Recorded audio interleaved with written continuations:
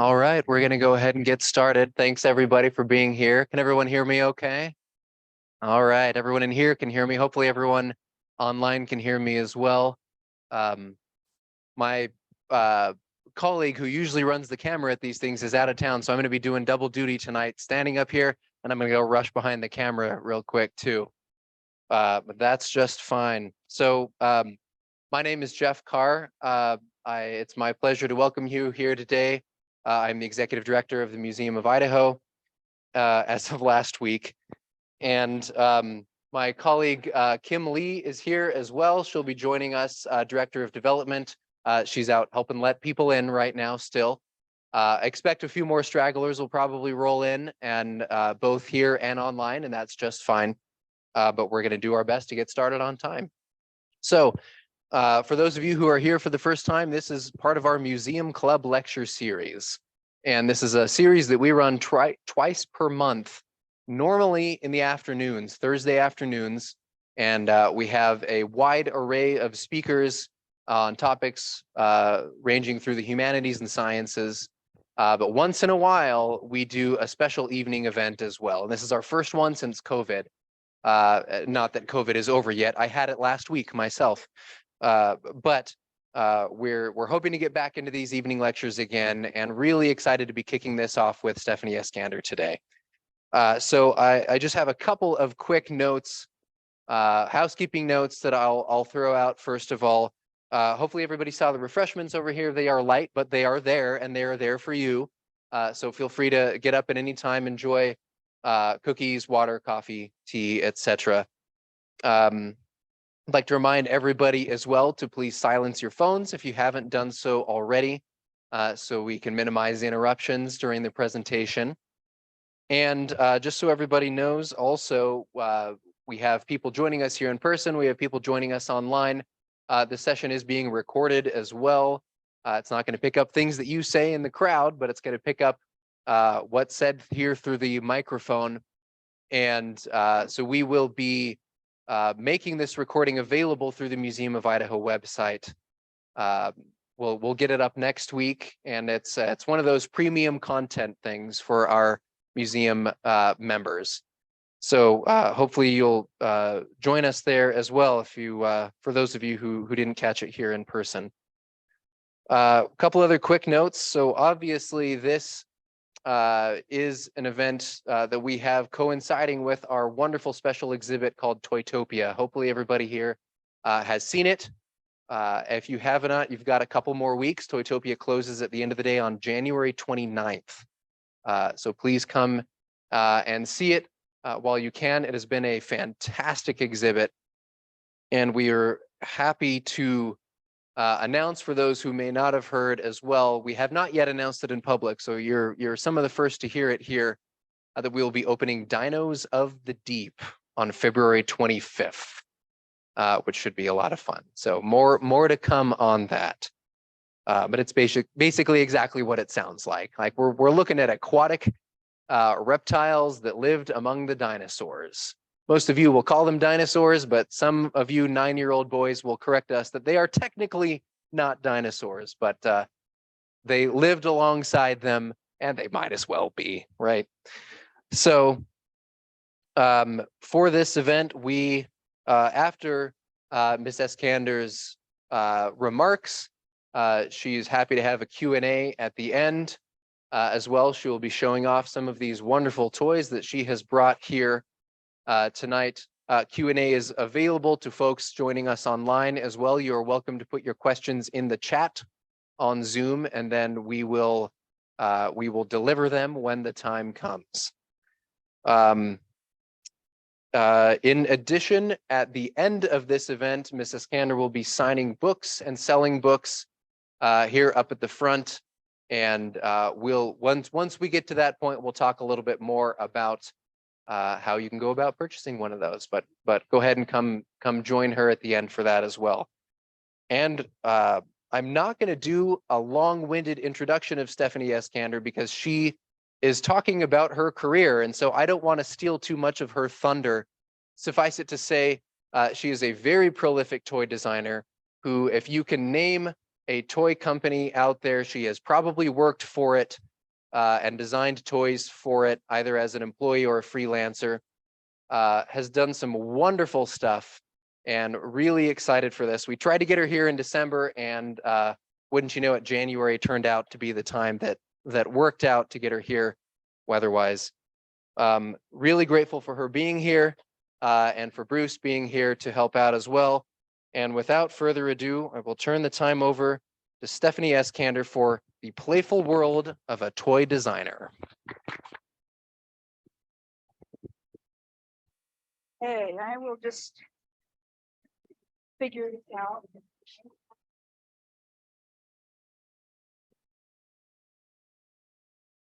I'm not used to these clip-ons, so if you can't hear me or you have any problems, just raise your hand. I'll try to talk a little louder.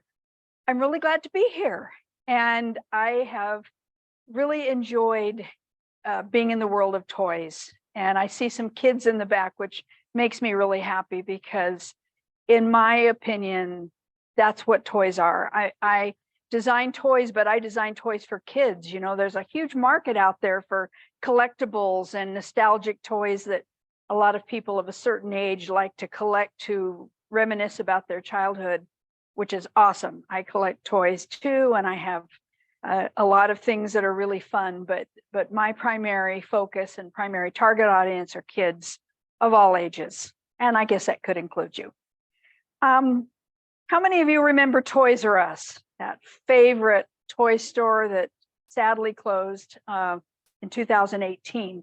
But I want you to imagine yourself, well, I should ask you, how many of you have been to a Toys R Us? So pretty much everybody. So I'm going to take you into a little journey into Toys R Us. So I want you to kind of close your eyes and imagine walking through the door.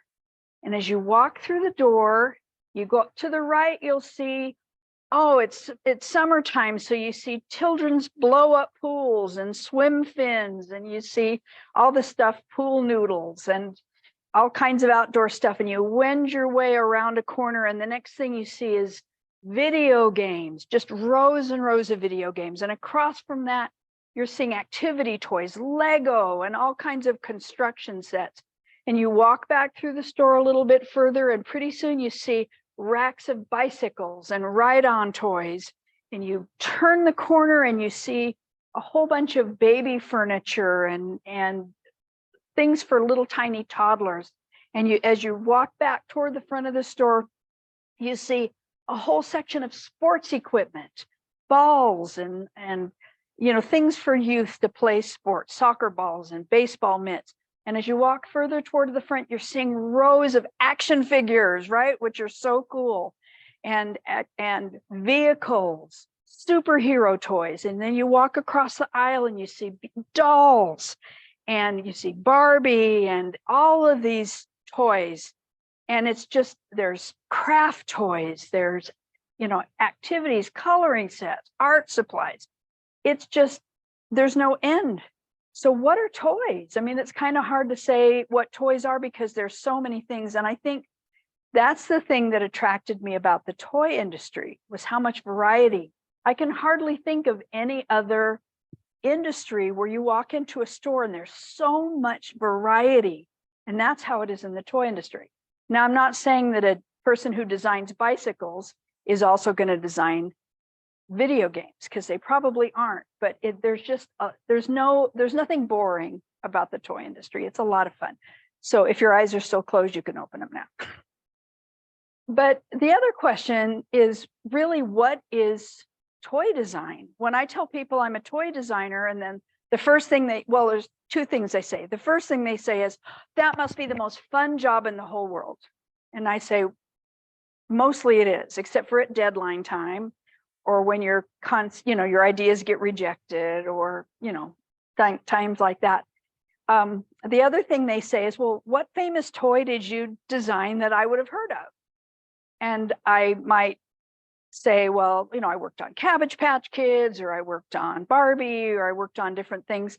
And they get the impression somehow that I invented Cabbage Patch Kids, or I am the designer of all Cabbage Patch Kids. So I just wanted to kind of make sure that our knowledge or our understanding of kind of what a toy designer does comes first before I tell you about my career. So I kind of look at a toy designer is a person who creates the aesthetics of toys. And it's kind of on a spectrum. And I'll start with this side. This is the beginning of toys, and this is the end of toys, meaning a toy where it starts. And what it starts with is a concept or an idea. And designers don't necessarily come up with the ideas. Sometimes they do, and sometimes they don't. These are called, inventions, inventors, or concepts. And then it moves over a little bit further, and we call it preliminary design. And that's where you're coming up with more ideas and more things that it can do. And then as you move down the cycle, you get into what we call production design. And this means the engineering, the specs, all of the details of design. And then it goes, into manufacturing. And at the very end of my presentation, I'm going to do a whole section on how a toy is developed from beginning to end. But I just wanted you to know that there are many people involved in the design and development of toys. There are very few toys that it's one person that did it from start to finish. Generally, there's a multitude. I just finished reading a book about Mattel, and I worked for Mattel 2 different times in my career. And this was about Barbie. And there were multiple, but particularly 2 people that claimed the credit for inventing or creating Barbie. And that was kind of a long-term battle. And, I'm not going to go into any details. This isn't a talk about Barbie, but the point was one person claimed that she created Barbie and another guy claimed that he created Barbie. And you know what? They both created Barbie, but their unwillingness to share credit with the other caused a lot of bad feelings. And so I think it's really important as a designer that I acknowledge and credit all of the other people that bring toys to market and help you in your career. It's never just me. And so, I try to be really upfront and specific about what my role was in the design of a toy. Was it my idea? Was it, did I do the preliminary design and do some of the sketches? Did I follow it through in production and do all the technical things? And so, I will be talking about some of those things. But first, I'm just going to give you a little overview of my career. There's me. This picture was taken in 1996 in the Mattel photo studio. And that's me holding a Cabbage Patch Kid that I was working on at the moment. Okay. I started out studying art and specifically illustration. I wanted to be a children's book illustrator. And so, but in the meantime, to make money, I was an advertising artist, and I was an advertising illustrator for 10 years after college before I even discovered the toy industry. So I was kind of a late bloomer in toys. I started working for a big advertising agency in Los Angeles. And then later, when my first child was born, I left and began to freelance. But because I'd specialized in children's art, I tended to gravitate toward ad agencies and accounts that were kind of family friendly or kid friendly, like Disneyland, Taco Bell, Universal Studios, McDonald's, Denny's restaurants. And so, and then at about the same time, I started illustrating for children's magazines, which was an awesome thing. I'm going to just kind of go off track here just a second and kind of explain one other thing that happened to me during this time between my college graduation and when I went into the toy industry just about 40 years ago. I went to New York to meet with an agent for children's books. I had a dear friend who was in the children's book publishing business. He lived in New York and he was an editor, a junior editor at several big publishing houses. And so he said, I can hook you up with an agent and you can show her your portfolio and see if you can become a children's book illustrator. So I brought, I had all this children's art that I'd been doing, these magazines and things that I'd been doing through the years. And I brought her my portfolio and she really liked it. But she said, well, you have a lot of styles. Which one would you want to do? And I thought, Do I have to pick a style that I'm going to do the rest of my life? As you can see from these pictures, I had lots of different styles. And I was really discouraged because I'd always wanted to illustrate children's books, but I couldn't imagine myself picking a style, a way of drawing or kind of a technique that I was willing to just say, this is what I'm going to do the rest of my life. And so not long after I was able to be hired by Mattel, I went to a job fair at Mattel and they hired me basically on the spot. And so that was my first experience. And I started there in January of 1985. And I was only there a year. Oops, I jumped ahead. How many of you have heard of Popples? Remember Popples? There's some Popples over there on the table. I worked on the team that did Popples and Rainbow Bright. I created the last Rainbow Bright doll, who's called Moonglow, and that's her. And but I was only there for a year. And then I went to Hasbro. Hasbro came calling. And so by this point, we had 3 children. And so my husband, that's my husband, Bruce, who has just been the most supportive guy ever. So we packed up our little Hollywood house and we moved from California out to Rhode Island, where I went to work for Hasbro. And I have to say that Hasbro was an awesome experience. I had wonderful colleagues, wonderful projects. I worked on the Gem line of dolls, and Gem was truly outrageous. I see some smiles out there, Gem. As a matter of fact, Gem has a convention every year, and they just invited me to be one of their guests at this year's convention. So I'll be at Gem Con in August in Warwick, Rhode Island. That's Gem's pet llama, who's up there on my shelf. I'm not going to go into details at this point about the individual toys. I'm just going to kind of run through so you don't get bored silly. Moon Dreamers, which were a short-lived but beloved toy line, mini doll line. I did not do the first year at Moon Dreamers because I wasn't there yet, but for the second year, I did all of the Moon Dreamer dolls, and those are some of them there, including my original rendering on the left. Some more Moon Dreamers dolls and accessories and play sets that I designed. And sadly, Hasbro canceled the line. They were photographed, they were in the catalog, but they were never released. So one of those sad, sad stories. Mostly I do dolls and girls' toys, but from time to time, there have been projects that have been fun and not quite so girly. This is Belly Buttons, a kind of a short-lived Hasbro attempt to compete with Mad Balls. Any of you know what Mad Balls were? Amtoy did those. And I have some of them in my little display case over there, which you can see a little later. One of the things that I learned really quickly, when I was an illustrator, I was working in 2 dimensions. When I got into the toy industry, I was expected to work in 3 dimensions, and that was really hard for me. I didn't think in 3 dimensions. It was hard for me to imagine taking something and turning it around. What does it look like from the front and the side and the back? And I was also expected to do technical drawings. Now, in those days, we didn't have computers. And so all of our technical drawings were done by hand. These aren't engineering drawings. We also had engineers to do the really technical drawings that showed the wall thicknesses and all of the really technical points of a product.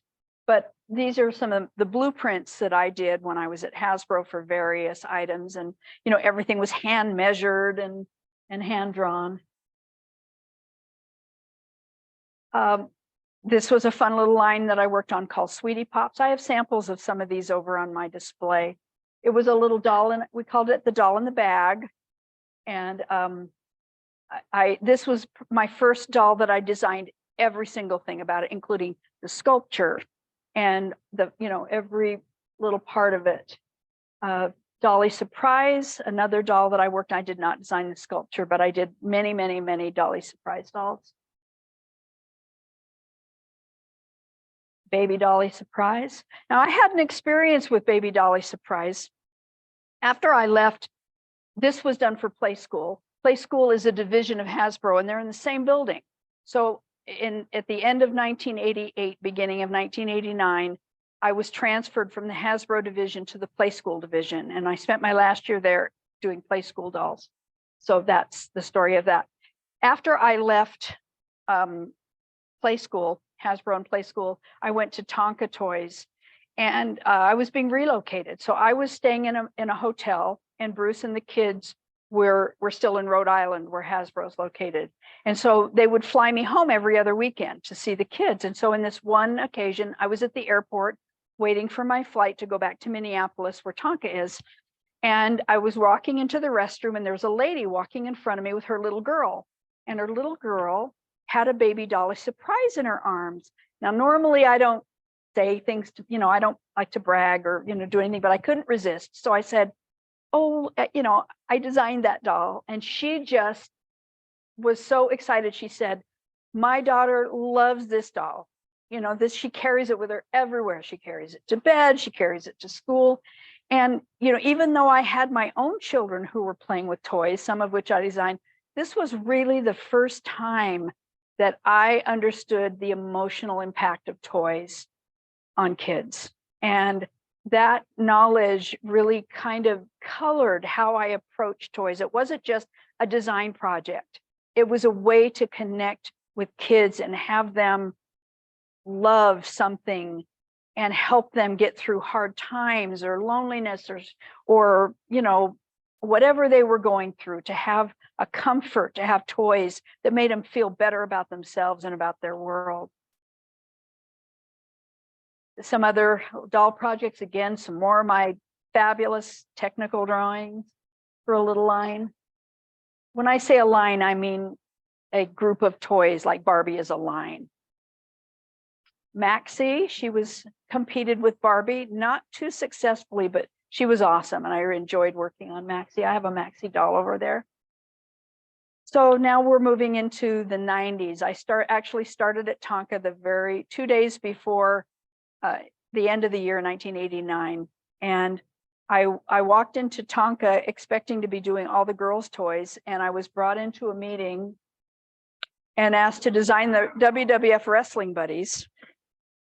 There's a long story about the wrestling buddies, and I'm not going to bore you with the whole story, but they knew that I was an illustrator, and apparently when they got the WWF license, several of the designers had tried to design the buddies, but they weren't happy with it. So they knew that I had an illustration background, so they asked me to, and they loved what I drew. I sat down with some Hulk Hogan pictures, and I drew Hulk Hogan, and they loved it. So then I went on to design 8 wrestling buddies, which, of all of the toys that I've designed, all of the dolls, all of the play sets, everything, this is the most successful toy line I've ever worked on. And I collaborated. I had a woman who was working with me on the fabric. We call it soft goods. So she designed the patterns, and we picked the pattern, but we were partners. And I did all the artwork, and she did all of the technical work with fabric. And we traveled all over the country to manufacturers who were doing our photographic plates. I would do the artwork, and then we'd turn them into 4-color separations and that whole printing process, because they're printed. So it's a little bit different toy. And I loved working on wrestling buddies. It was really fun. Also worked on cupcake dolls. You all heard of cupcake dolls? I did most of the second-year cupcakes, tropical treats. These are the Princess Parfait. Oh, it likes to skip. So all of these cupcake dolls, including some of my original concept drawings, which is kind of fun. More technical drawings. I have that little doll is over in my display. One of these, that was cute. This was what we call line extension. So you have the basic cupcake dolls, and you have the deluxe one, and that was the tropical treats. And then you have the one that's lower price, and they were little toddlers.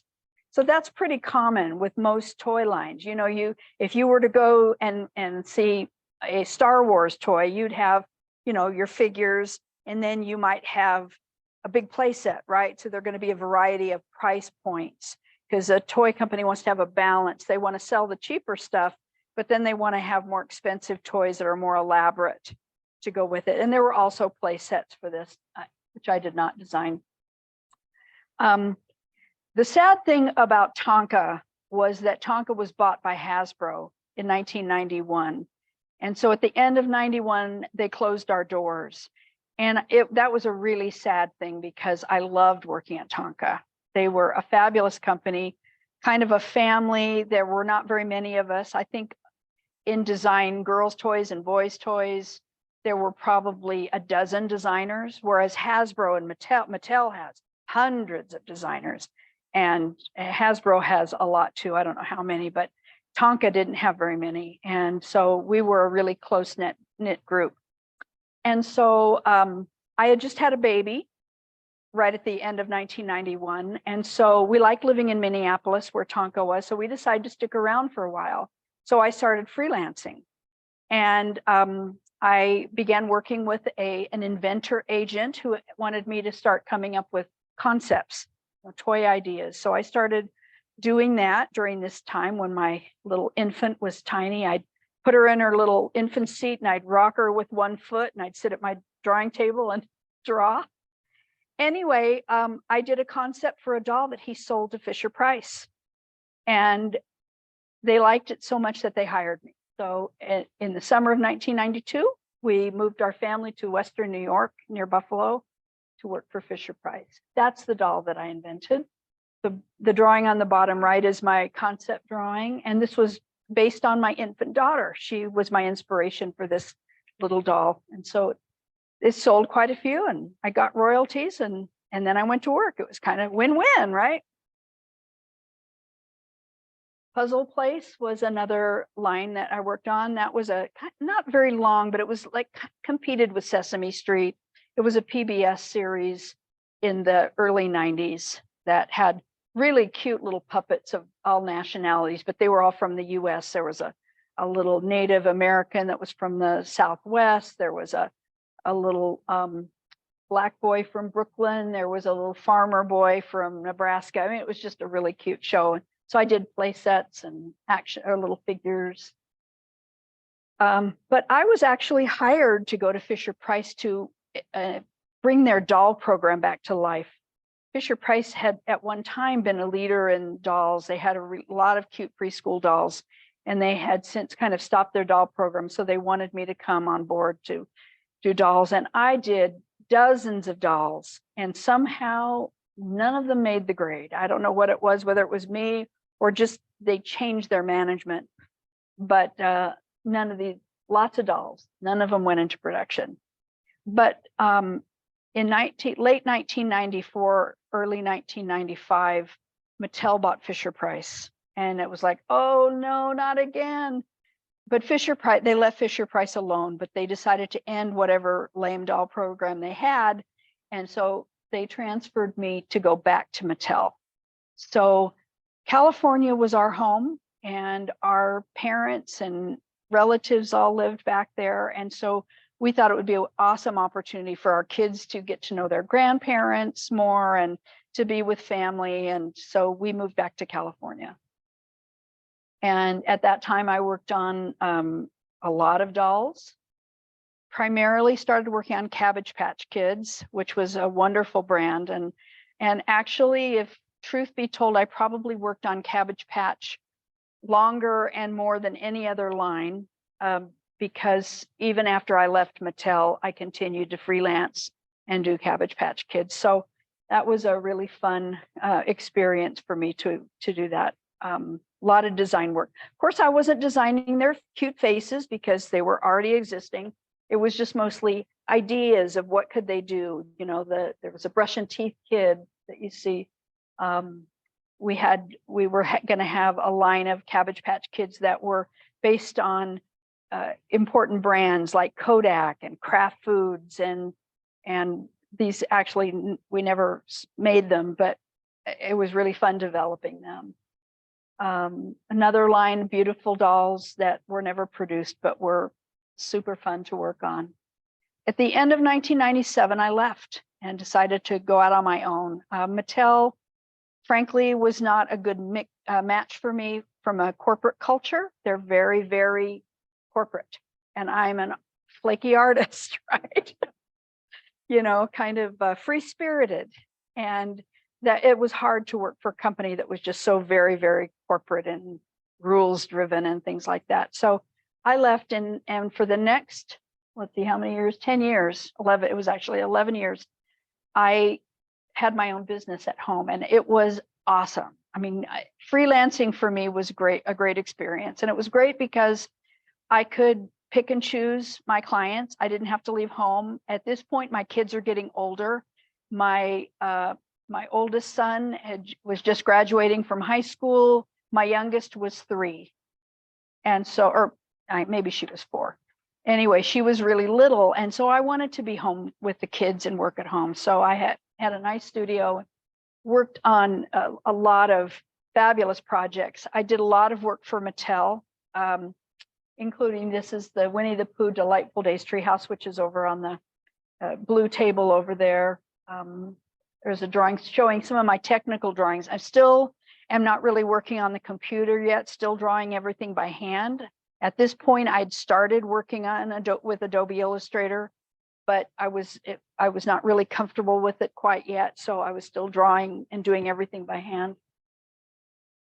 In 1999, 2000, I did a project that was really interesting because it was one of the few projects that I did from beginning to end as a freelancer. Usually I would just be either doing preliminary design, coming up with early drawings of what something might look like, but this is a project that I did from beginning to end, and then I subcontracted out the sculpture and the sewing, we call it soft goods, to people that I knew, that I trusted. And then I project managed this, including 2 trips to Hong Kong and China to see it through production. So this was really a fun project. Some of the other things that I worked on during this time were Sky Dancers and Holly Hobby, Disney Princesses. I wish that I had made this slide more slides, because there are so many toys that I worked on during this time. You'll have to get my book to see what they all were. I also did tons of Cabbage Patch Kids stuff. And then I also did a lot of Barbie projects, not Barbie dolls. I never designed the dolls, but I did a lot of play sets. There's a castle over there on the blue table that I did for a line of small Barbies that was really fun. I did a lot of play sets and accessories for Barbie and for Mattel. And then the recession hit. 2008 was not a really good year. You know, it wasn't a good year for my clients, and it wasn't a good year for me. And so at the beginning of 2009, I wanted to go back to work full time. And it was really tough. My youngest daughter had graduated from high school. So, you know, that was fine. It was good timing. But boy, it was really an adjustment. My commute was about 2 hours each way in Los Angeles, and it was really tough. But I went to work for Spin Master. I don't know how many of you are familiar with Spin Master, but you know, they do Bakugan, and they do, Tech Deck, but they did a lot of girls' toys. And I worked on Liv. There's a horse over there on the table that I designed for Liv. One of my favorite projects I ever worked on, because I wanted it to be super realistic, but still kind of glamorous for fun horseplay. Victorious, I worked on the Victorious line. Victorious was a Nickelodeon show. It took place at a arts high school in Hollywood. And it featured Victoria Justice as, you know, kind of like this, it was like High School Musical kind of. And Ariana Grande, who is very big now, she was one of the co-stars of the show. And I really enjoyed designing stuff. Now at this point, all of these things that were done, now my computer skills have caught up to my design skills. And so a lot of this stuff I was able to do on the computer in addition to drawing things by hand. I was laid off at Spin Master at the end of 2011. They had a, you know, bad year, I guess. Liv Dolls had ceased production and Victorious line was ending. And so I was laid off, and lo and behold, 6 months later, I was recruited by Toys R Us. And as I mentioned before, our kids were pretty much grown. So at this point, my husband and I put our house up for rent, and we filled up our SUV with my musical instruments and clothes, and we drove cross country to New Jersey, where I went to work for Toys R Us. And that was a really, really fun job. I loved working for Toys R Us. We had our own division called Our Brands, like Toys R Us, Our Brands. And we did toys for the brands Imaginarium, You and Me, Just Like Home, to name a few. And this little tree house at the end of the table, I designed and illustrated. So it was that shows my very original concept drawing up at the top left, my little foam core model, so I could figure out how it was going to work, fit together, and then draw photos of the finished product. Journey Girls is a line of 18-inch dolls that kind of compete with American Girl dolls, and I designed a lot of really fun accessories. So these are pretty good sized toys. You and Me dolls, I worked with a 3D sculptor, which was really fun. I do the drawings, and then the 3D sculptor creates the faces that they make the molds from. Just Like Home. I mean, who wouldn't want to play with a sushi playset, right? That's my favorite one. And then the You and Me Happy Together dollhouse, and I'm going to be talking a little bit more about that. That's down at the end of the table, and there it is, filled with all of its furniture. Mine actually has got a lot of crayon marks for my grandkids. I let the grandkids play with it. I was recruited away from Toys R Us, which is located in northeastern New Jersey, by Madame Alexander Doll Company in Manhattan. And they wanted me to help revitalize their play doll division, and as opposed to their collector doll division. So I just got on the train every morning and went into Manhattan and went to work for Madame Alexander. And I was there for a little less than a year. These are some of the projects that I worked on. Jeff, I was talking about the Crayola. Those dolls on the left were we did a collaboration with Crayola for a doll that could be custom markered. The wings and the accessories would use Crayola markers so the child could color them whatever the way they wanted to. They were called pixie doodles.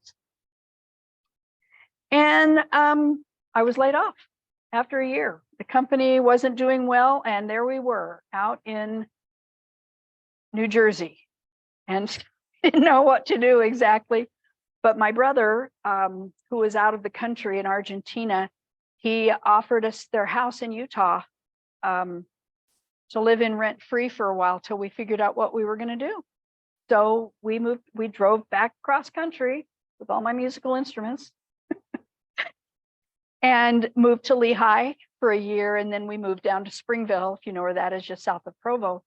And we decided to stay. 2 of our daughters live in Utah, and 3 of our grandchildren are there. And so we really enjoyed it. And I'm still working, still designing toys, and doing a lot of things like this, presentations. I work with the BYU Industrial Design Department.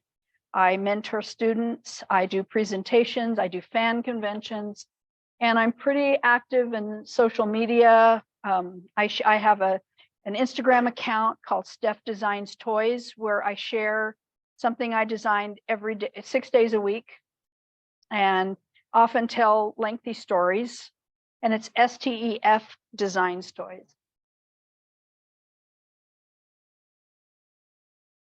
These are some more recent projects that I'm still doing, and I can't share a lot of what I'm doing now because of confidentiality stuff, but that kind of gives you an idea of a few things that I've done in the last few years. So that's the end of that part of part 1. So you want to show that picture?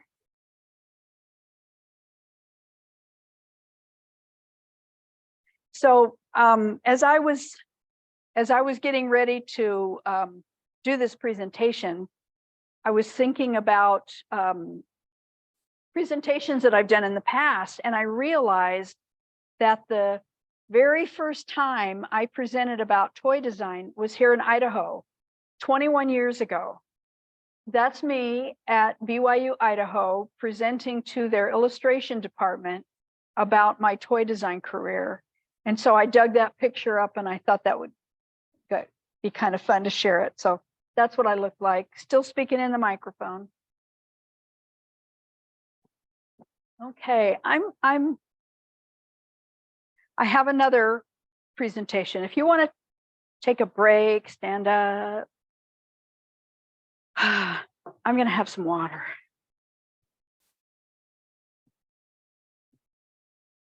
Go get a cookie. Oh my gosh, they're so good.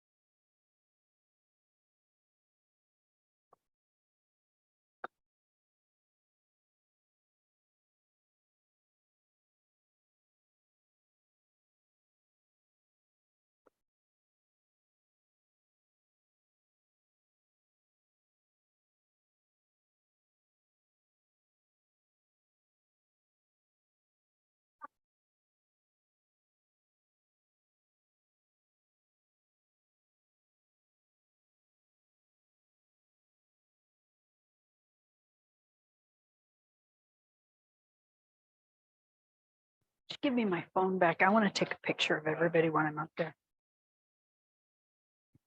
But I won't use it while I'm.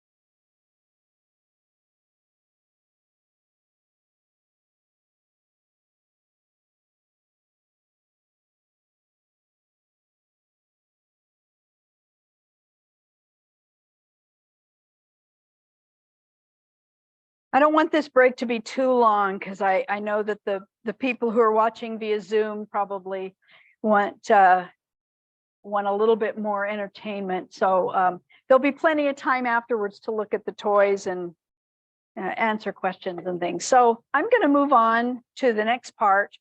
Before I do, though, I just want to tell you a little bit about how the toy industry is organized from a creative standpoint. I'm not going to talk about the financial people or, you know, the executives and all of that. It's a huge industry and there's lots of different jobs. But as far as the creative world goes, there are a number of people that we work with in teams. The toy industry is not a solitary business. You know, even if you had your own toy company, you still would rely on other people to help you. And so a designer doesn't work in a vacuum. And even within design, there are specialties. For example, at Mattel, there are people who only paint doll faces. That's their whole job. There are people who root hair. There are people who design fashions. There are people who just design accessories or play sets. You know, there's and even within that, there are people of varying degrees of technical skills. There are people who are working, you know, like engineers and CAD designers who are working in a very technical standpoint. There are people who design fabric, who design the print and the patterns on fabric, and who make patterns for sewing. I mean, there's just so many. There's sculptors. The sculpture departments are, although enhanced by computer programs, 3D computer programs, there's still a lot of sculpture that's done by hand and refined by hand. So within any toy company or any toy industry, there's lots of people involved. We designers are generally in charge of the aesthetics of a toy, right? So how is it going to look? How is it going to function? Sometimes we come up with ideas, and sometimes ideas are given to us. Marketing works really closely with design, but they're not necessarily our friends. Marketing people are often at odds with design because their goal is to sell a lot of something, right? They want to make a lot of money for the company. And so they will jump on things that they think will make a lot of money, but actually may not be really good for kids or may not be really fun. So it's always a balancing act, you know, to make sure that we're coming up with ideas that are going to be fun and magical for kids, but make money for the company, because if it doesn't make money, we don't have jobs. So it's really important. But I thought it would be really fun and interesting for you to hear about how a toy is developed from start to finish. So I'm going to talk about the You and Me Happy Together dollhouse, which is down at the end of the white table. And this was a project that I was involved with from beginning to end, from concept through production. And so it's kind of my baby. I had a designer working with me at Toys R Us, and she helped out, and I'll give her credit where credit is due when it comes up. But for the most part, it was my work. And so I'm just going to kind of explain how it happened. So this is kind of a quick chart, not to be construed as anything that's in any kind of handbook. This is just my assessment of the steps to develop a toy. So, you know, your very first step is to come up with a concept, to do research, to find out what's out there, to see what's hot and trendy, and to have brainstorms and to come up with ideas. That's your very first step. And then you start drawing, and you come up with new ideas and new ways of doing things. You refine it. Once you get to that point, then it gets to a point where you might show it to your boss. And your boss says, that looks like something really worth pursuing. Let's go to the next step. So then you're going to maybe make a rough prototype.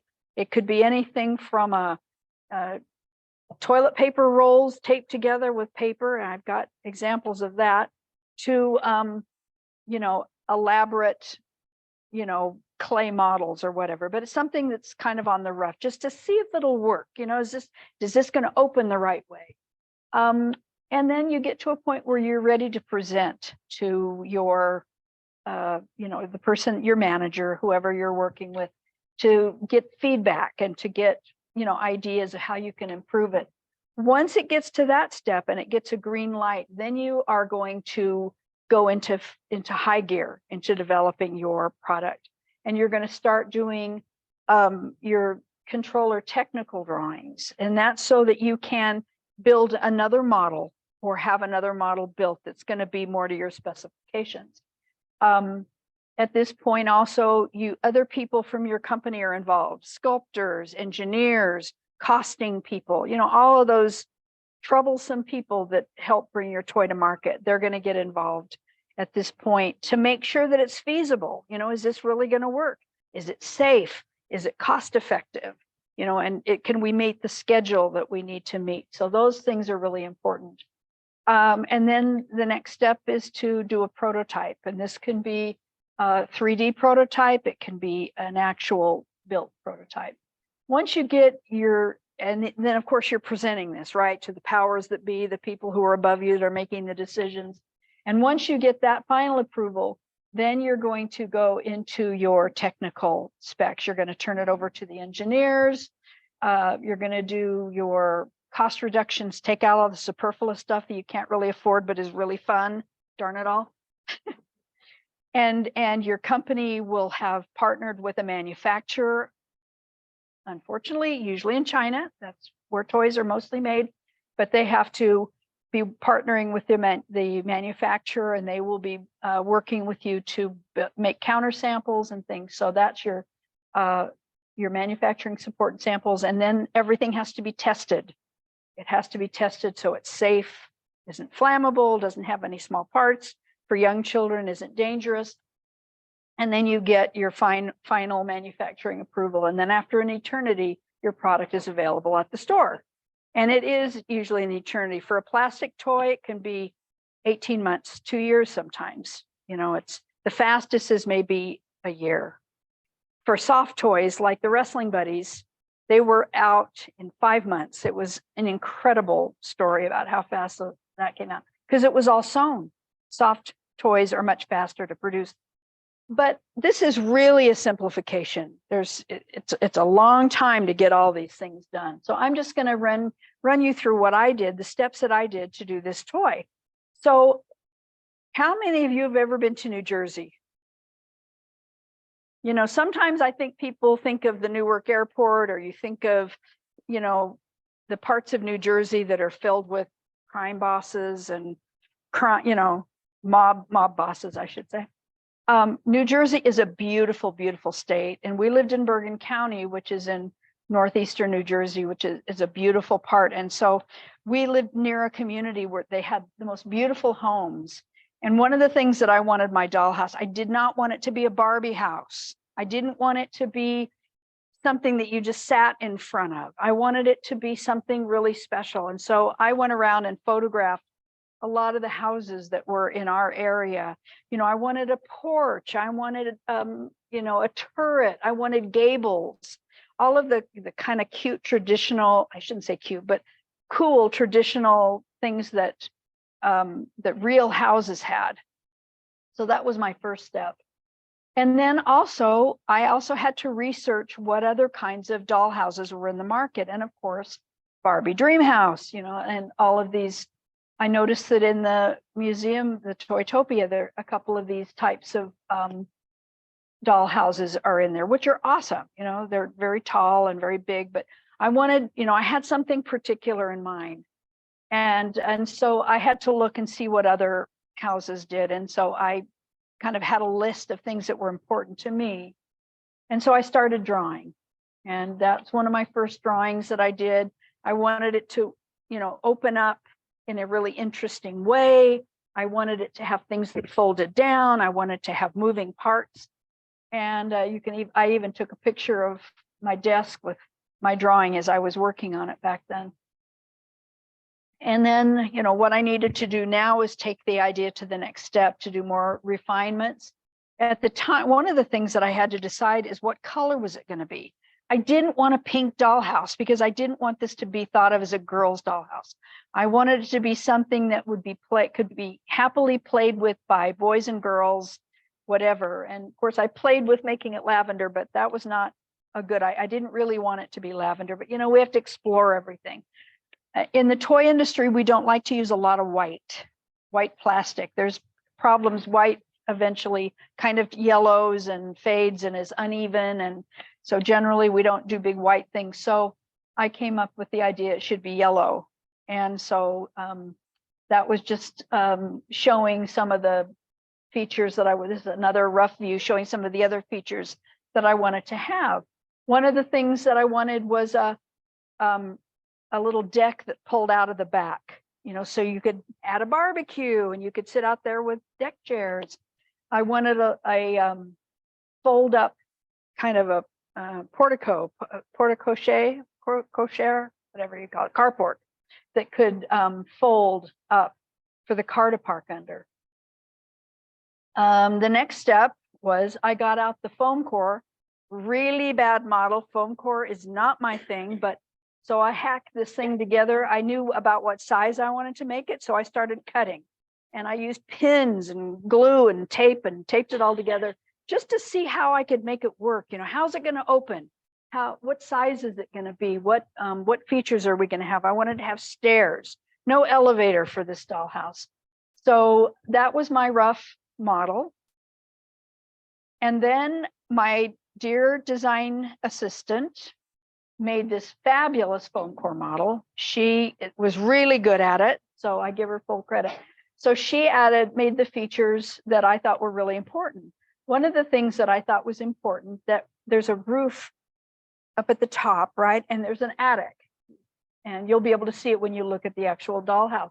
When the roof folded over, I wanted it to be at a 90-degree angle. So if a child wanted to play on the very tip top with their toys, it would be flat.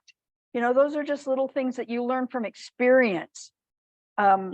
Because I have my own kids and saw how they played, and because I'd been around enough kids to know that just little things like that are important. I wanted it to have a secret room. I wanted it to have hiding places. And we ended up having a fireplace in it that lights up and makes a crackling noise. It has a doorbell that really works. It has lights that really work. These were all things that I thought were really important. The next thing I did, and of course, because I'm a control freak, I decided to do this myself. And so I did, control drawings are technical drawings. They're not engineering drawings because they don't have all of the detailed engineering specs, but they are pretty detailed as far as the size and the overall appearance. So these are a couple of my control drawings of how I wanted it to look. And it shows the doll so you can see the scale of the thing, of the dollhouse. Another view of an exterior, and then one of the interiors. So for the interiors, I didn't want it to just be plain. I wanted it to have lots of texture. So there's wainscoting, there's subway tile, there's tile floors, and then there's wood grain on the floors. And those were all really important to me because kids love detail. You don't want to have just some boring plain wall. Why? It doesn't cost any more to put molded wainscoting, so why not do it? So those are the kind of things that were important to me. So I added those to my drawings. The furniture, designed the furniture, and again, all of the detail. If you were to open the drawer of the little china hutch, if you were to open the cupboards or the drawers, you'd see sculpted in the back of the hutch, sculptural relief of dishes and plates. And if you open up the refrigerator, you'll see sculpted relief of milk cartons and egg cartons and soda bottles and things like that, because why just have it plain? You know, why not make it fun for the kids? So these are some of my technical drawings. For the textures, you know, you can see I would just send the factory photographs of different textures and my drawings, and then they would be able to replicate them. I designed a car, and it shows my drawings of the car and some more of the details. And of course, we have a family. You have to have a dollhouse family, right? So we did a Caucasian family, African-American family, and a Hispanic family. And these are some of the details. The photograph of the Caucasian family is actually a family that we knew in California that I thought were just like beautiful couple, beautiful children. So I used them as my models for my dolls. At this point, it was time for engineering to get involved. So because Toys R Us didn't have an engineering department, I hired an engineering firm to take my drawings and to make them happen. And so they did exploding views. They took everything that I did and made it work. The little drawing on the bottom right, or the little model, I should say, that was their sample that they did that had all the electronics. All the electronics in the dollhouse are all in one section. And it's that left-hand section. So there's doorbell sounds, there's the crackling fireplace, and there's lights. And so they, you know, they built that to show me what all of the electronics were going to be like. Yeah. And then they did beautiful 3D renderings, which were awesome. Now, at this point, there's several things that happened. We have to do a detailed product description. So there's a document that goes along with the toy that tells all of the features that you want to have and all of the importance. It includes all your drawings and all of the detailed engineering specs and things. And so at that point, see, now I'm calling out colors and how everything is to be decorated. And then comes cost reduction, right? There's always going to be problems. And so, as I mentioned before, there were some things that I wanted to happen. Like I wanted that deck to come out. Nope, no deck. I wanted that carport to pull down. They actually eliminated the whole carport and just added a balcony, which was fine, but it would have been kind of cool to have a carport. The original doll was supposed to have hair, real doll hair coming out of her head. They ended up molding it, so that was cost reduced. And then there was a whole room of furniture that got eliminated. It was going to be a playroom. So, that happens. Now working with the factory, they would send it. The first picture on the top left shows the carport when it was there. Then the next one shows it's gone and now there's a balcony. So the manufacturer made the decision, or helped us make the decision about what to do because we couldn't have that carport on it. And then this shows a sample before production, a final sample of what it was going to look like. So there it is. Those were the pictures that were put on the catalog and the website and the packaging. And it's turned out to be a really fun project. The thing that I loved the most about this project was that this gave me a chance to be an architect, an industrial designer, an automotive designer, a furniture designer, a graphic designer. I designed all the labels that went inside. An interior designer, designing all of the, how the walls and everything was going to go together. A doll and action figure designer. They're dolls, but they were constructed like action figures. A fashion designer, right? And a textile designer. All of the fabric that's in there, I designed the artwork that went on it. And I can't think of any other job in the whole world where you could be all of those things. It just was so fun. So I thought that you might enjoy hearing about how a toy, not of course, most toys don't have that many parts and aren't as complicated as that, but at least you kind of have an understanding about kind of what goes into a toy. And again, I started working on this project at the end of 2012 and it didn't come out till 2014.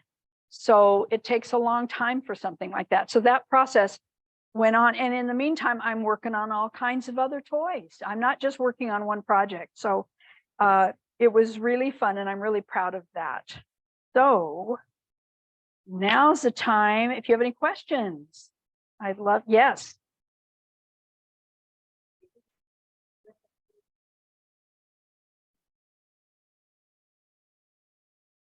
That's what it was. All of the furniture was sold separately. Okay. She was asking if you could have a packet of accessories that were sold separately. Am I interpreting correctly? The dollhouse itself actually only came with the kitchen furniture.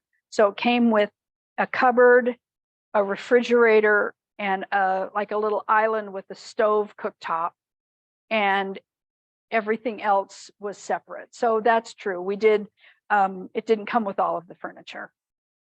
Yes.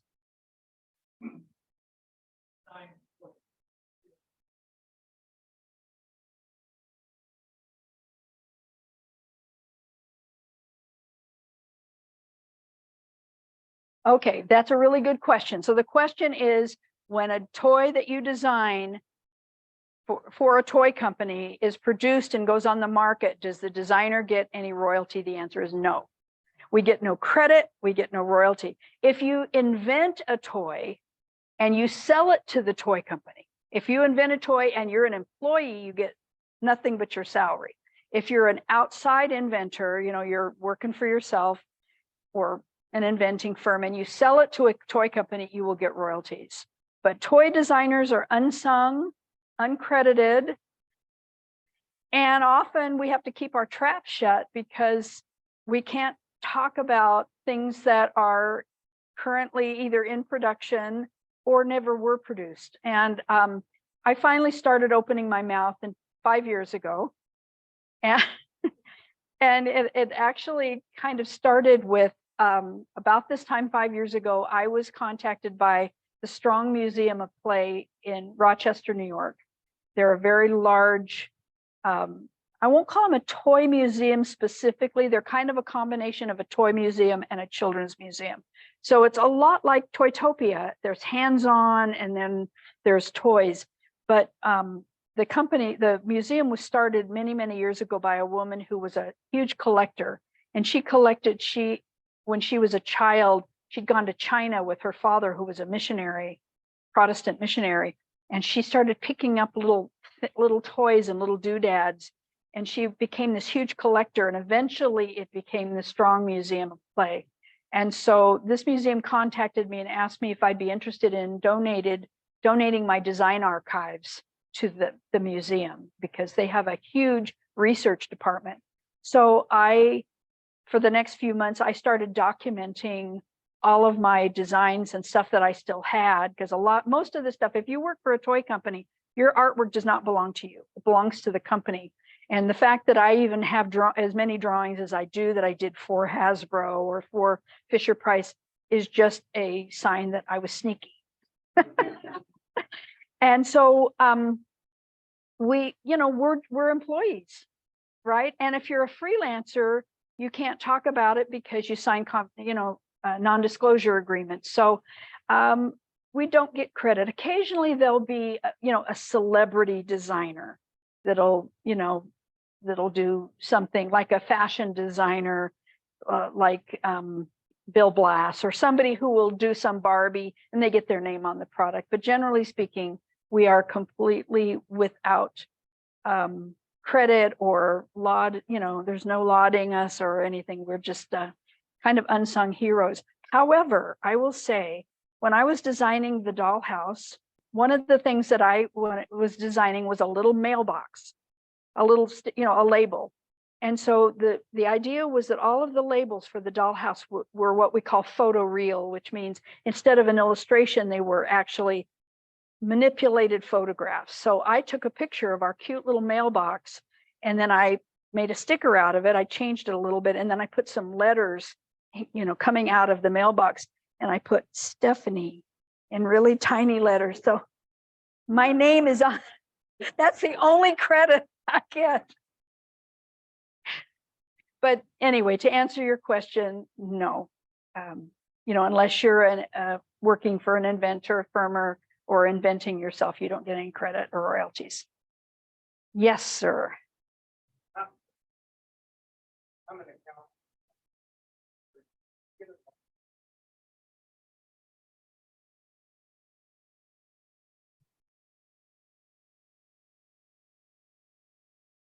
Yeah, the formulas for pricing, what we call the A price, the retail price versus the wholesale price, was completely done by accountants. We had no control, but we were given a target price that we had to reach. And when I mentioned in one of those slides about cost reduction, that meant that it cost more to produce than our target manufacturing cost. And so we had to take things out of it in order to reach those targets. And of course, that as a designer, that drives you crazy, because you're going, what can we lose? It's just, everything is so cool. I don't want to take that figure out, or that window, whatever it is you have to take out. You don't really want to do it, but they pay your salary, so you kind of have to do that. So we didn't set those, but we had to follow what we were, whatever formula, and every company does it slightly differently. I think they're probably industry standards, but, and there's a lot of hidden costs in toys. It isn't just the cost of the toy. It's the packaging, it's the shipping. Toys are not they don't come via airplanes. They're put on ships and they're shipped slow boat from China. They come, and it takes like 6 weeks for them to leave the port in China and arrive in Los Angeles or wherever they're going. And, that's time. There's advertising dollars that need to be accounted for. And so all of those things go into the price of the toy. It isn't just the toy. So and I'm sure I'm leaving lots of things out that are really important, but, you gotta meet those targets, right? Or you won't make any money and you won't have a successful product. I've been shut down more times. Yes, many. I wish I could give you all the examples, but yeah, there have been times that what we proposed, or I proposed, or our team proposed, was just cost ineffective, would not have worked. Yes, back.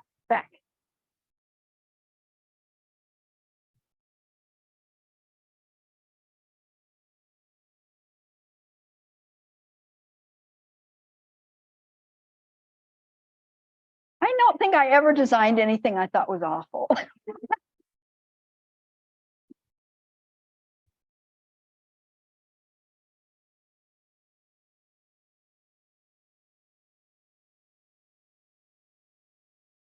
The question is have I ever worked on a line that I didn't think was going to go anywhere because it didn't seem like it was on target and yet turned out to be a huge success?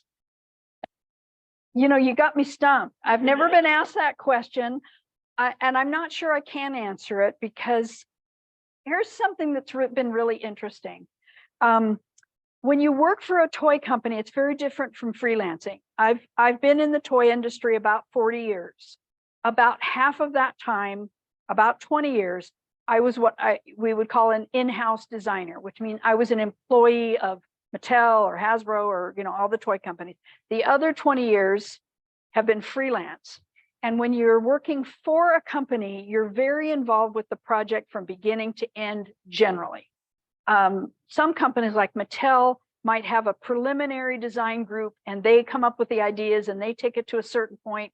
And then when it's gotten approval, then they turn it over to a production design group and then they do all the finishing touches and see it through production. So, but generally that's not how it's done. Generally you see a project from start to finish, right? So you're aware of every step of the way. You're aware of marketing clues you in once it starts selling. How well is it doing? What do we need to do? You know, is it a flop? I think I've been involved in more lines that I thought were wonderful that didn't sell than I can think of lines that I thought were not going to work that did sell. I have to say that I was truly surprised at how well the Wrestling Buddies did and how beloved the Wrestling Buddies are with collectors and especially guys. It's kind of a guy thing. Not the girls don't love wrestling, but it's been mostly guys. And I have, you know, I've been on podcasts, many podcasts. Most of them have been wrestling podcasts because they love the Wrestling Buddies. And I'm still designing things like that. And I'm doing custom wrestlers for people. So not really. But one of the things that I thought was a surprise to me was so I was talking about how it was when you work for a company, right? But when you're freelancing, all that goes out the window because you no longer have the inside track. So most of what I do as a freelancer is what we call preliminary design. So it's like a design director from Spin Master will call me or email me and say, I've got a project for you. We want you to, we're going to do a line of small dolls that do blah, blah, blah. Will you help us style them? So I spend the next 2 or 3 weeks doing drawings and, you know, revisions and and I send it in and they pay me and that's the end of it. And then I move on to the next project. And so I generally, they never get back to me and say, oh, by the way, here are some samples of your toys. I have to buy them if I see them, or I never know that they were produced. And so when I started doing my Instagram 5 years ago, I would post drawings that I had done of something that I did maybe 20 years ago.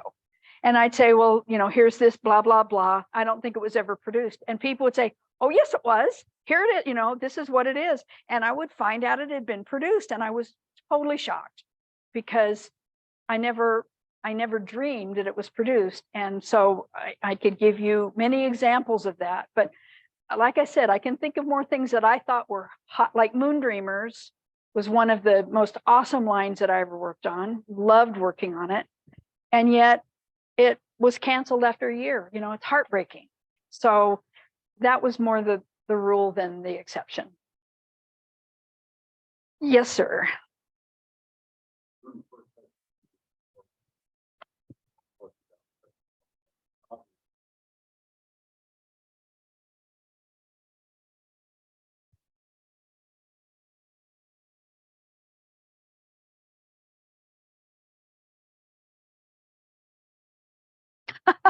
Okay, the question is, after all of the experience and stuff that I've had in the toy industry, was I ever frustrated by 2 of the top selling toys of the 20th century, I guess, pet rocks and Beanie Babies. Well, first of all, pet rocks were long before I got into the toy industry. I like to say long. I don't know exactly what year they came out with. I mean, I think I was maybe, yeah, there's no production value. So I can't speak to pet rocks, but Beanie Babies was an interesting phenomenon.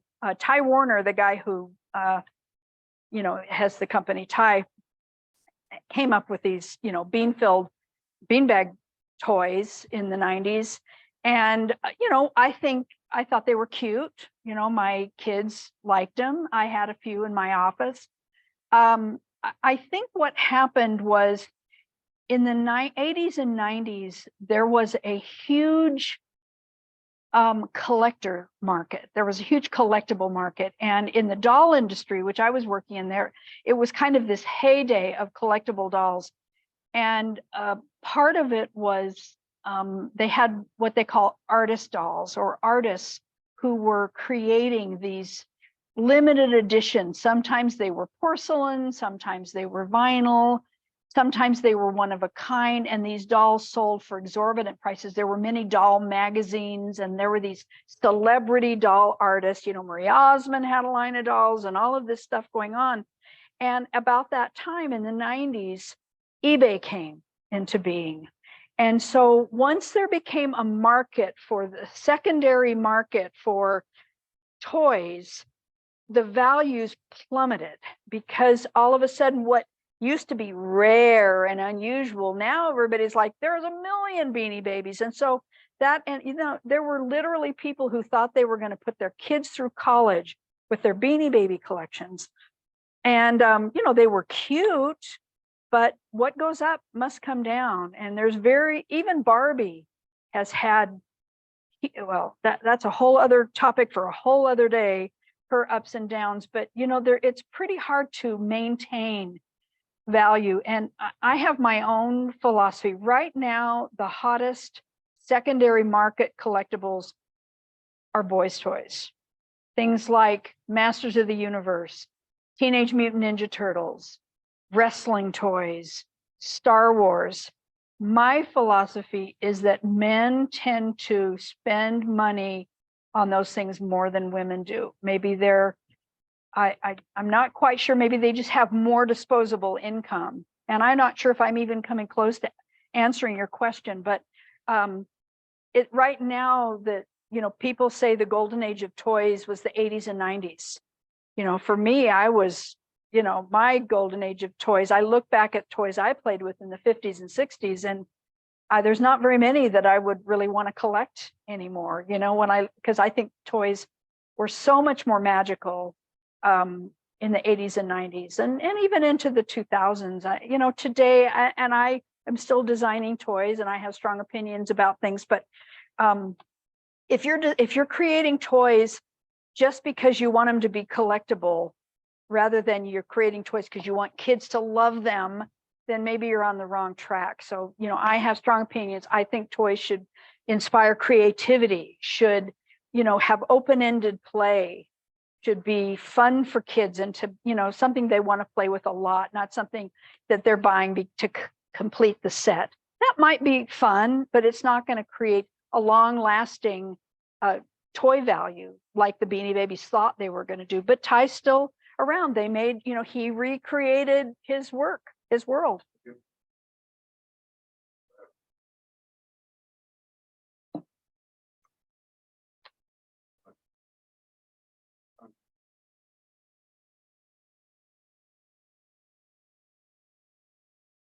Yeah, kind of, and of course, because, well, there's a lot of, I don't really think about the Beanie Baby phenomenon much, because it fell so quickly, but there are a lot of things that are on the market today that I roll my eyes about, and I'm not going to say it publicly. I might get in trouble, so I don't want to do that, but we're allowed to have opinions about toys.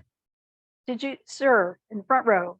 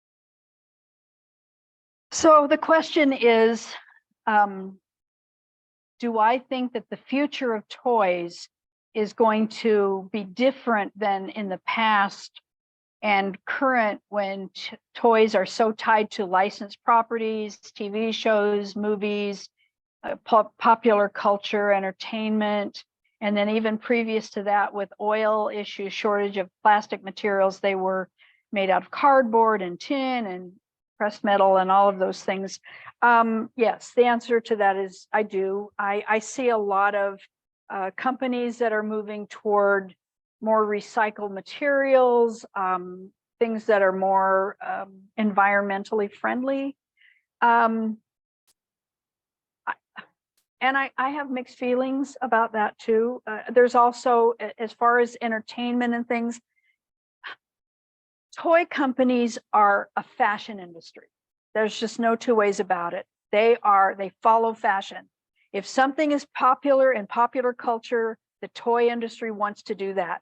If there's a hot trend, whether it's, video games, whether it's, a fantasy movie, they are going to jump on that, because we designers are not the ones who are driving that. It's marketing and the executives who see these things and they want to make money and they want to make it fast.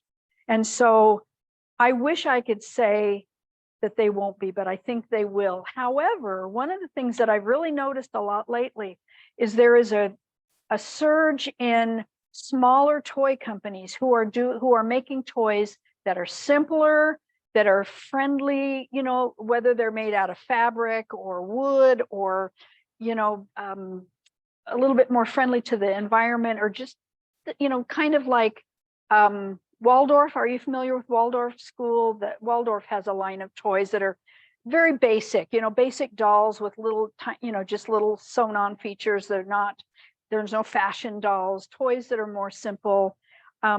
And I'm seeing that. And so I think parents today have more choices. You don't have to go to Walmart and get the latest superhero doll or the latest, entertainment-based property. There are more choices today. And I'm pleased that I have been involved in designing some toys for some of these smaller companies, and I like that. However, when you're talking about materials that toys are made out of, I think, I understand that there's environmental concerns about plastics and things, and I don't disagree with that. But I also think that if we make toys that are well made, kids won't throw them in the trash. They will recycle them. They will take them down to the thrift store, and other children will have them to enjoy. If we make toys that are cheap and crummy, then they are going to end up in the landfills and we have to worry about them.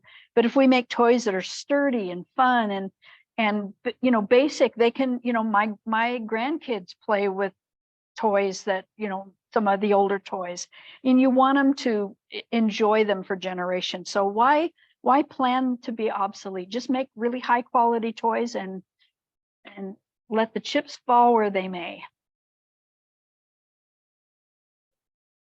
Oh, geez. The question is, what do I think the next cool toy would be? If I knew, I would not be here. I would be in my penthouse somewhere. I've dabbled a bit in inventing. I had an inventor agent for 25 years that I worked with off and on. And actually the only toy that I actually sold for royalties was the little doll that I sold to Fisher-Price. And so one of the things that I know is that the world of inventing and concepts is really a really tough world. I hear statistically that you have to come up with 100 concepts in order to sell one. When you come up with a concept, it isn't like you're writing down an idea. Oh, I have this idea of an airplane that can, roller skate, whatever it is. You have to make a model, a breadboard model of it. You have to film a video showing how it works. You've got to come up with all this. So you've got to come up with 100 ideas before you sell one. And so the top inventing firms in the country that are inventing toys, they might sell 5 concepts a year. Well, if those 5 concepts a year are coming from 5 different inventors that are, because they're agents, right? They're like brokers. And that person maybe makes $30,000 or $40,000 in royalties. You can't support a family in that. And so the inventing world is really hard. And I can't, I wish I had that magic, ability, because I know people who are inventors that struggle, and they might come up with an amazing idea, but it's just the wrong time, or it's, they didn't present it in the right way, or whatever. There's just a million reasons why an invention. So, to come up with a hot toy, man, give me that crystal ball. Yes.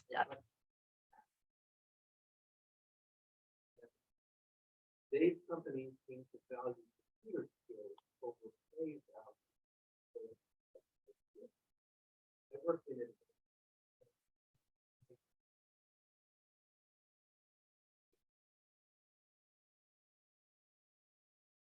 Oh.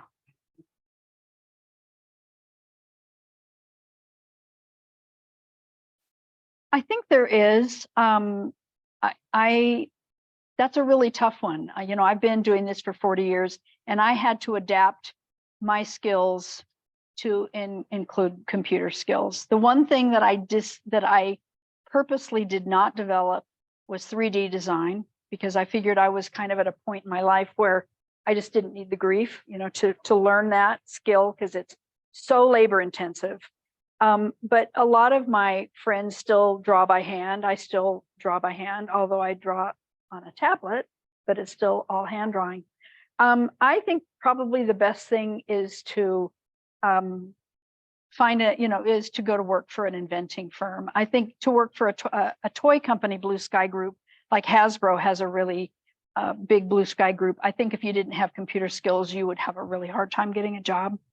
So yes and no. I'm sure that there are design firms out there that value ideas, because really, if you were to look at the hierarchy in the toy industry, at the very top is the inventor, more than designer, more than the engineer. That they are, in the toy industry, they are like the kings. And so if you're a successful inventor and have wonderful ideas, you can be successful, but you'd almost have to, you'd have to kind of start your own company and then hire people to do those technical things for you. But you come up with the ideas, and then you say, okay, James, will you create the 3D design of this? And Susan, will you sew up this, idea? So you would have to have people that you could utilize that had those computer skills that could help sell that product. But I think, if you've got good ideas, there's still a place for you. Yes, sir.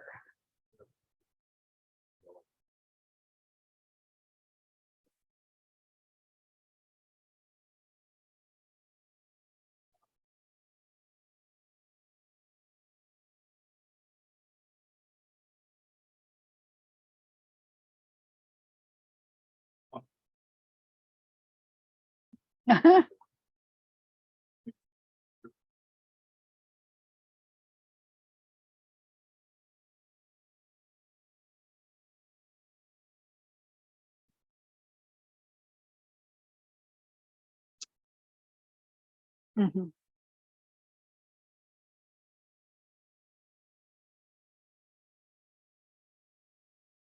It's not really a question, I think, but an observation is, what do I think of these multi-generational toys like Barbie, like Hot Wheels, like Lego, that you can be 60 years old and have played with those as a child, and you can introduce them to your grandchild.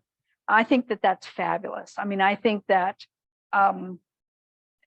any kind of a product that you can share. And there's not a lot of toys out there really that have had that. We call them evergreen brands. Barbie is one, and as you said, Hot Wheels. Mattel has re-released Masters of the Universe, so there was a big gap, but they're basically the same as they were before. Whereas other toy lines, like say Strawberry Shortcake or Care Bears, have either changed companies or they've completely changed their look. My Little Pony, the G1, the first generation My Little Ponies, the original Hasbro dolls, have now been replaced by the Friendship is Magic, you know, that modern look. But there's still a company that makes reproductions of the original My Little Ponies. And so their fans, it's never gone away. It's an evergreen brand. I like that idea because it shows that they have open-ended play value. It's not a gimmick. You know, I was in the first Barbie generation. I got a Barbie right after they came out when I was a child. And because I didn't really play with dolls, she mostly sat on my shelf, and I still have her in perfect condition. But you know, really the Matchbook cars or the Hot Wheels cars were magical for kids because it let their imaginations go wild, and they could collect. They were inexpensive, and so any child could have a Hot Wheels. They may not be able to afford the fancy track, but they could have the car. And so I love the idea of sharing toys with a grandchild. You know, I do that. I have grandkids, and I like to share what I have with my grandkids. Yes, young man.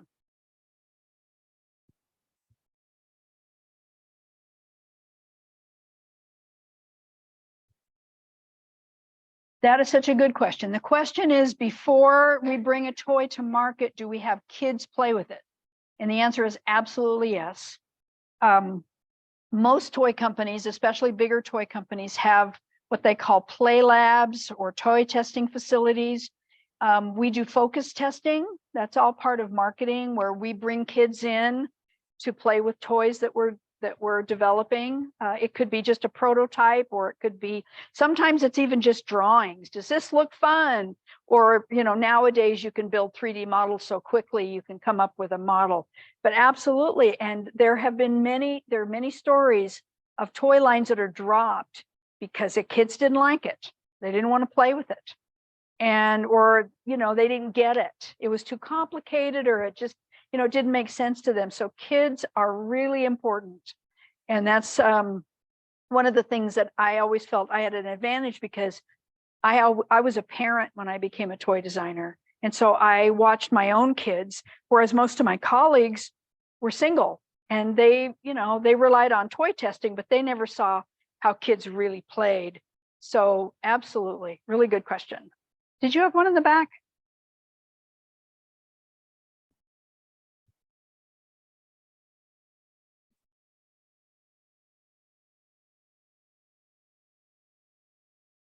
The question was, did my own kids get into something similar? Not exactly, but kind of. 3 of my kids are in the film industry. My younger son is a producer. My oldest son is a screenwriter, but they are all creative. My youngest daughter is a fledgling film person, but she also is a great, she's a good little artist, and she is my toy girl. I mean, she loves toys, she collects toys, she appreciates toys, and she's just a lot of fun. My other daughter, not so much. She's you know, an athlete and a mom. She's back in school, going to be a PE teacher, and she's got the 3 kids that are always playing with my toys. She appreciates them, but that's never been anything she's been interested in. So I think the film industry is really kind of, because it's entertainment, it's kind of semi-related to toys, you know, because there's a lot of crossover between film, entertainment, and the toy industry. Any other questions? Yes, ma'am. I play guitar, banjo, auto harp, hammer dulcimer. What else? Oh yeah, still with Dot. I think I play a little mandolin. I play a little ukulele. I play at the Renaissance Fair. I play the hammer dulcimer. So that's kind of fun.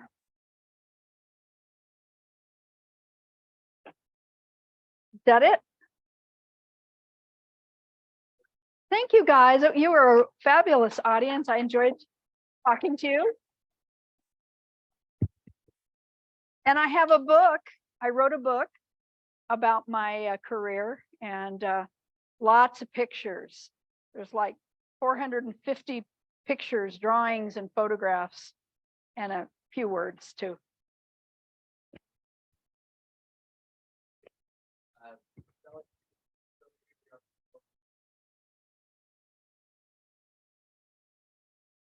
Thank you. I want to take a picture of you all before you get up. You know, got to put it on. Okay, smile. All right. Thank you.